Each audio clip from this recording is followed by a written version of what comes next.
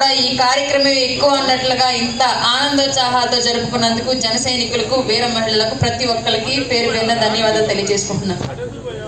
ఇవాళ రాష్ట్ర రాజకీయాల గురించి మాట్లాడుకోవాల్సి వస్తే అసలు మనకు రాజకీయాలు ఎలా అవసరం, మనం ఏంటి గురించి ఆలోచించాలని ప్రతి ఒక్కళ్ళని కనుక ఒకసారి విమర్శించుకోగలిగితే, చిన్నప్పుడు కొంతమందికి మాత్రమే ఎక్కువ ఆస్తులు ఉన్నాయి, కొంతమందికి మాత్రమే పోలీస్ యంత్రాంగం అయినా, గవర్నమెంట్ ఆఫీసుల్లో అయినా, హాస్పిటల్స్ లో అయినా, స్కూల్స్ లో అయినా, కాలేజెస్ లో అయినా కొంతమందికే ఎక్కువ ప్రయారిటీ, ఎక్కువ గౌరవ మర్యాదలు దక్కుతాయి. మాకెందుకు ఉండవు నాకు ఆలోచించినప్పుడు ఉండేది. నాకు అప్పుడు వయసు తెలియలా.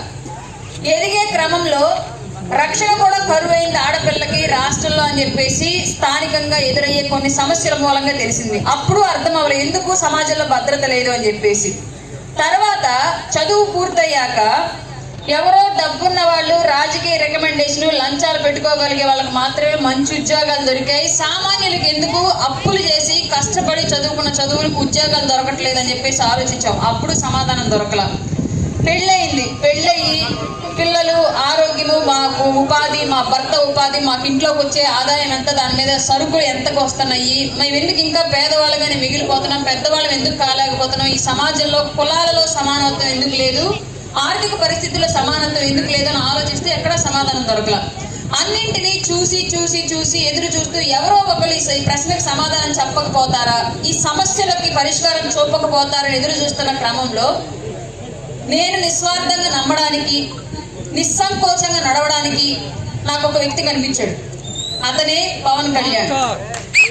అతను వెంట నడిస్తే ఇవాళ సమాజంలో ఆడబిడ్డలకి రక్షణ కరువైందని ఒక తల్లిగా నేను ఏది బాధపడుతున్నానో నా బాధకు పరిష్కారం అతను చూపించి నా ఆడబిడ్డలకు రక్షణ ఇవ్వగలడని చెప్పేసి బలంగా అనిపించింది.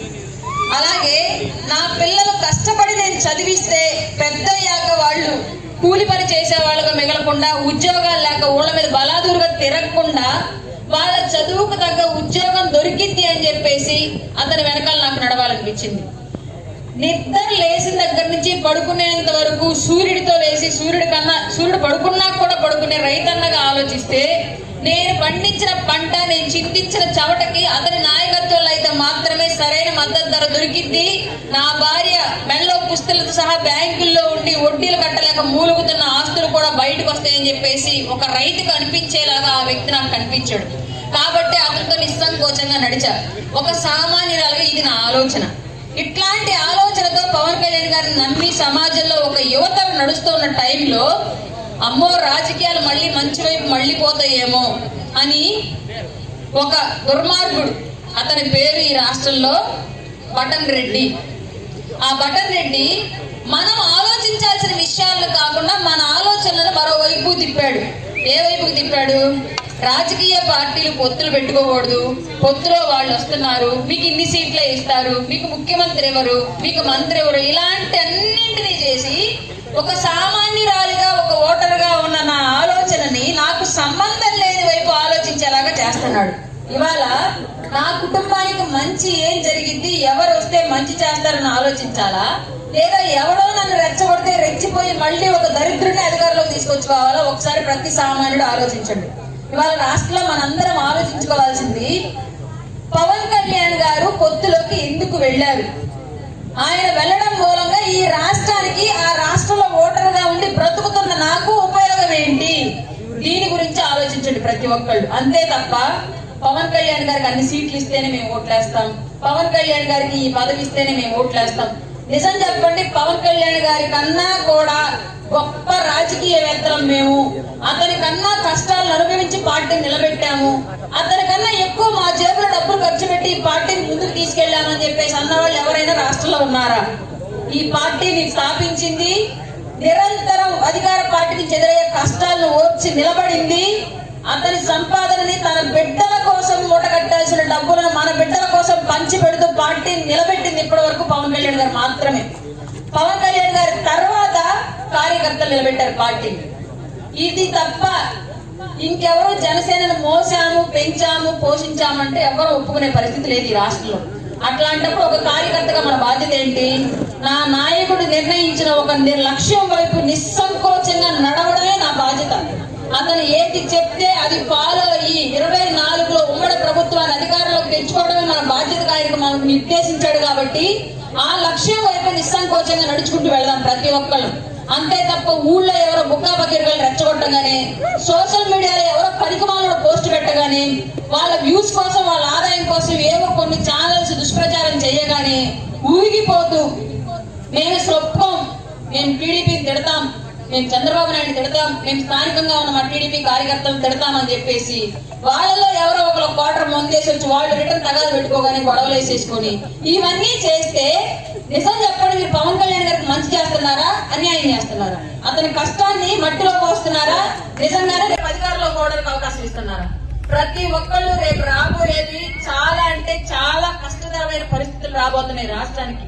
ఈ 2 నెలలు మారణహోమం జరగకుండా మనకు మనం రక్షించుకుంటూ, ఇరు పార్టీల మధ్య పొత్తు చెడిపోకుండా పవన్ కళ్యాణ్ గారి ఆదేశాలను పాటిస్తూ ప్రతి ఒక్కళ్ళం రేపు రాబోయే రోజుల్లో అధికారం దిశగా అడుగులు వేస్తూ వెళ్లాలని చెప్పేసి మనస్ఫూర్తిగా కోరుకుంటున్నాను. మీకు రాష్ట్ర రాజకీయాలు అంటే మీ భవిష్యత్ ఏంటి, మీ భద్రత ఏంటి, రాష్ట్రంలో మీ పరిస్థితి ఏంటి అన్న దాని గురించి మాత్రమే ఆలోచించుకునే పరిస్థితి వాళ్ళు ఉంది రాష్ట్రంలో.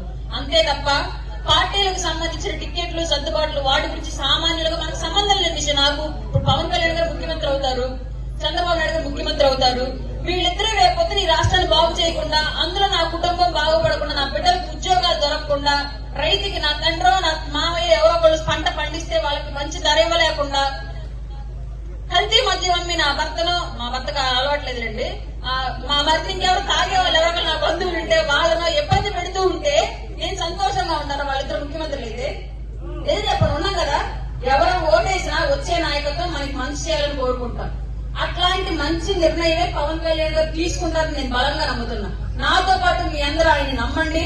రాబోయే రోజుల్లో ఆయన ఏ నిర్ణయం తీసుకున్నా ఈ సీట్లు ఏంటి, ఆ పదవి ఏంటి, ఇలాంటి మాటలు మాట్లాడకుండా ఏక నిర్ణయంతో ఏకపక్షంగా ఏ అభ్యర్థిని ఏ ప్రాంతంలో నించోబెట్టినా సరే పవన్ కళ్యాణ్ గారి మద్దతుతో ఏ అభ్యర్థి బీఫారం తీసుకుని నిలబడినా, అది టీడీపీ అభ్యర్థి అయినా, బీజేపీ అభ్యర్థి అయినా, జనసేన అభ్యర్థి అయినా, ఏ కులానికి సంబంధించిన వ్యక్తి అయినా సరే ప్రతి ఒక్కళ్ళు అఖండ మెజారిటీతో గెలిపించి అసెంబ్లీకి పంపించాలని మిమ్మల్ని కోరుకుంటూ, ఇది నా అభ్యర్థిని అనుకోకండి, ఇది పవన్ కళ్యాణ్ గారి అభ్యర్థినని మీరు భావించుకోండి. ఎందుకంటే ఆయన మనసులో కూడా ఇదే ఉంది.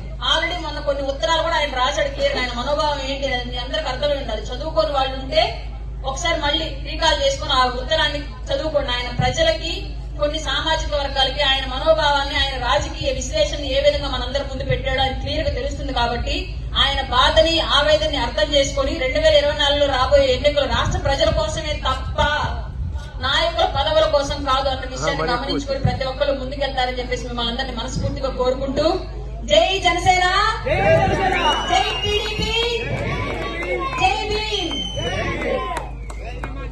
నేను కొంచెం ఎర్లీగా వెళ్ళాలి, ఉదయం ఎప్పుడో ఇంటి నుంచి వచ్చాను, కొంచెం పనులు ఉన్నాయి, దయచేసి ఏమనుకోవద్దు. నేను స్టేజ్ మీద బయలుదేరుతున్నాను సార్. నేను ఉంటాను సార్. ఇంకా థ్యాంక్ యూ సార్.